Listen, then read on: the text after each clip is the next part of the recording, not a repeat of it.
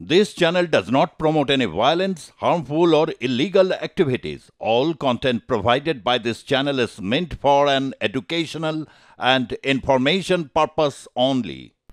এবার নজর রাখবো বাঁশদ্রোণীর ঘটনার দিকে। বাঁশদ্রোণীতে ছাত্র মৃত্যুকে কেন্দ্র করে যে প্রবল উত্তেজনা তৈরি হয় এবং রাতভর ধর্নায় ছিলেন রূপা গঙ্গোপাধ্যায়। আজ সকালে তাকে লালবাজারে নিয়ে যাওয়া হয় গ্রেপ্তার করে।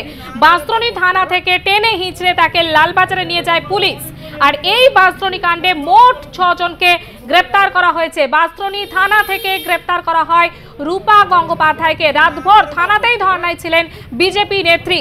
আজ তাকে আলিপুর আদালতে তোলার কথা রয়েছে, এমনটাই খবর। রাতভর থানাতেই ধর্নায় ছিলেন বিজেপি নেত্রী। বাঁশদ্রোণীতে ছাত্রকে পিষে মারার ঘটনায় অভিযুক্তদের গ্রেপ্তার করতে হবে, এই দাবিতে থানায় রাতভর ধর্নার পর গ্রেপ্তার করা হয় বিজেপি নেত্রী রূপা গঙ্গোপাধ্যায়কে। বাঁশদ্রোণী থানা থেকে তাকে টেনে হিঁচড়ে লালবাজারে নিয়ে যায় পুলিশ। এই বাঁশদ্রোণী কাণ্ডে মোট 6 জনকে গ্রেপ্তার করা হয়েছে পুলিশের তরফ থেকে এবং 7টি এফআইআর দায়ের করা হয়েছে এখনো পর্যন্ত। বাঁশদ্রোণীতে ছাত্রকে পিষে মারার ঘটনায় অভিযুক্তদের গ্রেপ্তার করতে হবে, এই দাবিতে থানায় রাতভর ধর্নার পর গ্রেপ্তার করা হয় বিজেপি নেত্রী রূপা গঙ্গোপাধ্যায়কে। এই ঘটনায় মোট 7টি এফআইআর দায়ের হয়েছে। আজ তাকে আলিপুর আদালতে তোলা হবে।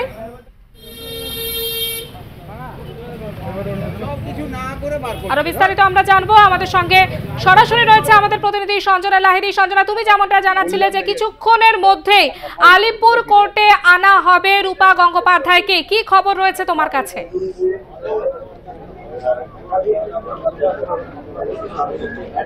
দেখো, রূপা গঙ্গোপাধ্যায় এবং রুবি মণ্ডল দুজনকে কিন্তু রাখা হয়েছিল লালবাজারের সেন্ট্রাল লকআপে। সেখান থেকে এসএসকেএমে নিয়ে যাওয়া হয়, সেখানে তাদের মেডিকেল করা হয় এবং তাদেরকে ইতিমধ্যে আলিপুর আদালতে নিয়ে আসা হয়েছে। এবং আলিপুর আদালতে ঢুকতে ঢুকতে কিন্তু রূপা গঙ্গোপাধ্যায় তিনি জানিয়েছেন যে তিনি গিয়ে চুপচাপ বসেছিলেন। তাকে কেন গ্রেপ্তার করা হয়েছে তিনি জানেন না। তাকে একাধিক এক প্রকার অনেক ধারা দেওয়া হয়েছে এবং তাকে গ্রেপ্তার না করলেই ভালো হতো। তিনি কিন্তু কার্যত অনেকটাই ভেঙে পড়েছেন মানসিকভাবে, এটাও কিন্তু তিনি বলেন। তো স্বাভাবিকভাবে তিনি বলছেন যে তাকে কেন গ্রেপ্তার করা হলো সেই বিষয়টা কিন্তু এখনো পর্যন্ত স্পষ্ট নয়। ইতিমধ্যে তার আইনজীবীও কিন্তু জানাচ্ছেন যে তার বিরুদ্ধে কিন্তু অনেকগুলো ধারাও দেওয়া হয়েছে এবং সেখানে 132 দেওয়া হয়েছে, যেটা সরকারি কাজে বাধা দেওয়া সরকারি কর্মীকে। তো সেক্ষেত্রে দেখা যাচ্ছে যে এটাও কিন্তু নন বেলেবল সেকশনই দেওয়া হয়েছে। এখন দেখার বিষয় যে এই কেসে কতটা বেল দেওয়া হয় এই বিজেপি নেত্রীকে, সেটা নিয়েই কিন্তু রীতিমতো চাপানোতর শুরু হয়েছে ইতিমধ্যেই। এবং তার পাশাপাশি যেটা উল্লেখযোগ্য বিষয়, কিছুক্ষণের মধ্যেই আলিপুর আদালতে পেশ করা হবে। কারণ এখনো পর্যন্ত পেশ করা হয়নি। আরো 4 জন যে অভিযুক্ত রয়েছে তাদেরকে ইতিমধ্যেই বাঁশদ্রোণী থানা থেকে বের করা হয়েছে। তারা কিন্তু ইতিমধ্যে আলিপুর আদালতের উদ্দেশ্যে রওনা দিয়েছে এবং তাদেরকে নিয়ে আসার পরই কিন্তু একসঙ্গেই সবাইকে পেশ করা হবে, যেটা সার্বিকভাবে জানা যাচ্ছে। সঞ্জনা, তুমি যেমনটা জানাচ্ছিলে যে 7টি এফআইআর দায়ের করা হয়েছে ঘটনার পরিপ্রেক্ষিতে, আরো একবার তোমার কাছে জানতে চাইবো যে কোন কোন পরিপ্রেক্ষিতে, কোন কোন কারণে এই 7টি এফআইআর?